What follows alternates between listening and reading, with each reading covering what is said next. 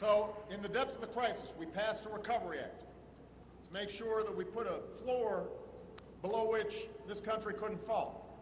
We put money in folks' pockets with tax breaks.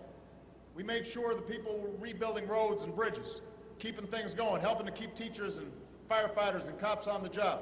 Today, 3.5 years later, our businesses have added 7.5 million new jobs. 7.5 million new jobs. We helped responsible homeowners stay in their homes. Won one of the biggest settlements in history on behalf of people who had wrongfully lost their homes because banks hadn't done things right. Today, our housing market is healing.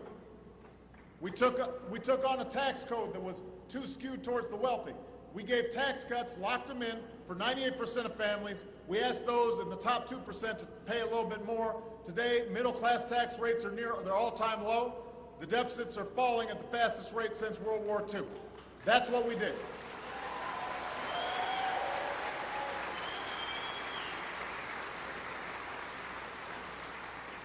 We invested in new American technologies to end our addiction to foreign oil. Today, we're generating more renewable energy than ever before, produce more natural gas than anybody in the world. We're about to produce more of our own oil than we buy from overseas for the first time in nearly 20 years.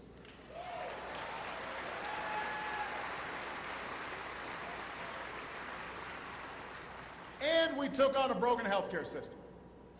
And in less than 2 weeks, millions of Americans who've been locked out of the insurance market are finally going to be able to get quality health care.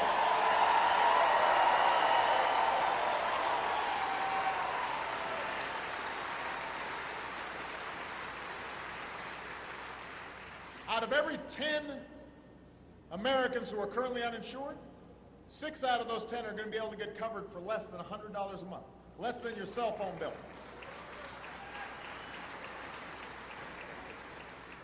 So we've been working, just like you've been working over these last 4.5 years.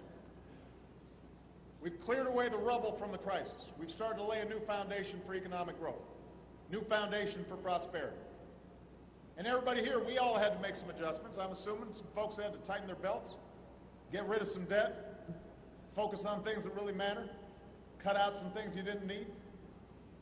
We've shown the world that the American people are tough, they're resilient. The only thing built tougher than Ford trucks are American workers, the American people. That's what we've shown.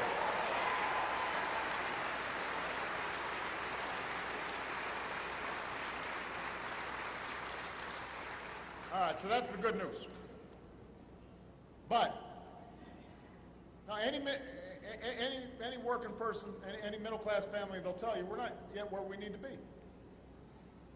The economy's growing, but it needs to grow faster. We're producing jobs, but we need to create more jobs and more good-paying jobs. We've got to make sure that we're rebuilding an economy that doesn't work from the top down, works from the middle out, that gives ladders of opportunity to folks who still don't have a job. We've got to make sure that workers are sharing in growth and productivity. Right now, even though businesses are creating jobs, the top 1% took home 20% of the nation's income last year. The average worker barely saw a raise. It ain't fair. It ain't right. So in many ways, the trends that have taken hold over the past few years of a winner-take-all economy, few folks at the top doing better and better and better, everybody else treading water or losing ground, that's not a model that we want, and it's been made worse by this recession. So what I've been doing over the last couple of months, I've been visiting towns like Liberty, traveling all across the country, talking about what we need to do to reverse those trends, make sure we've got a better bargain for middle-class America.